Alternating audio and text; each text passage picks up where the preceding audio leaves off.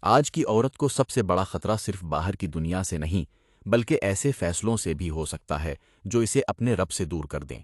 اسلام عورت کو عزت، وقار اور تحفظ دیتا ہے۔ جب انسان اللہ کی ہدایت کو مضبوطی سے تھامے رکھتا ہے تو زندگی کے بہت سے مسائل آسان ہو جاتے ہیں۔ ہر عورت کو چاہیے کہ وہ اپنے کردار، حیا، اخلاق اور اللہ سے تعلق کو مضبوط بنائے۔ یہی اس کی اصل طاقت ہے۔ یاد رکھیں، حقیقی کامیابی صرف دنیا میں نہیں بلکہ آخرت میں بھی ہے۔